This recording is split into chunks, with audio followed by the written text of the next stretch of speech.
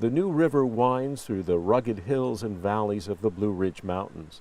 Unlike many rivers, it flows north through Virginia before joining the Kanawha River in West Virginia, and then the Ohio River, the Mississippi, and eventually the Gulf of Mexico. People living near the river say they feel a special connection, like writer Leanne Henyon. It's hard not to think about how the river belongs to us all, how it shapes the land as it's moving continually, as it has for so long. And we're witnessing that, and we're part of it. And it's all of our heritage, and it's all of our river. The New River's clean water depends on a buffer of trees and shrubs along the bank. The vegetation shades the river and filters pollutants. Fish, crayfish, and aquatic insects thrive in this cool, clear water. You can actually go into the river, and we can test to see if the river is clean by what kind of aquatic insects we do find in the river. Park Ranger Doug Blatney says healthy rivers need healthy riparian zones, the areas where the river meets the land. But some riparian zones are bare, in this case because a property owner stripped vegetation from this section of the New River's South Fork.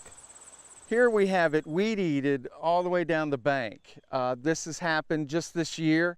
Without roots to hold soil in place, heavy rains push sediment into the water. Sediment clogs the river bottom and suffocates aquatic life. Blatney says sediment pollution is the biggest threat to water quality. As you see along here, the buffer disappears, the vegetation moves out, and roots and the vegetation will actually just die and then start moving away from the soil. A buffer of trees would protect the river from another type of pollution, heat. Without a natural umbrella, the river warms.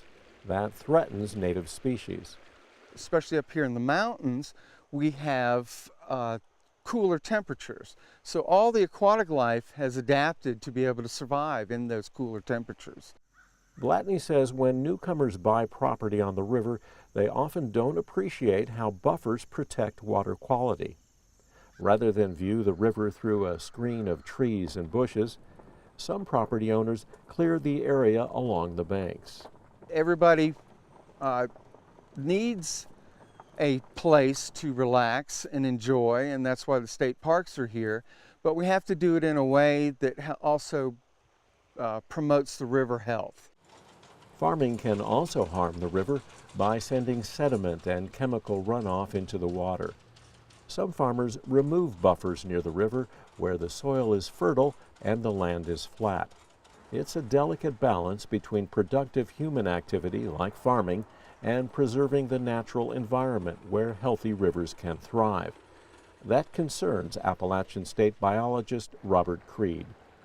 We don't have a lot of industry up here in the mountains that can be a source of contaminants into the system, but what we do have is development, agriculture, and so forth, and these kinds of land use can basically make sediment easily erodible into the river. The New River is Creed's laboratory. One creature he studies helps keep sediment from polluting the river. This is the New River crayfish, the species that's only found in this river. These are the 4 pairs of small walking legs that they use to move across the bottom. They also use these legs, in particular these first 2, to find food. And so the combination of all those movements disturbs the sediment and resuspends it and keeps it off the bottom. By keeping the stream bed clear of a lot of sediment, that creates a habitat, a rocky habitat, that a lot of organisms like to live on and feed on. But crayfish can't do it alone. Animals and plants can't maintain water quality unless people do their job too. Park Ranger Blatney says those who care about the river need to stand up for its health. But if we want to have a clean source of water, then we need to work on that riparian zone and keeping it healthy and planted along the river. Local writer Leanne Henyon says living along the New River has given her a new perspective. When I'm standing in my yard next to the New River, I'm connected to everything that came from upstream, and I'm connected to everything that's going downstream. And that to me is motivating to protect and to honor those cycles.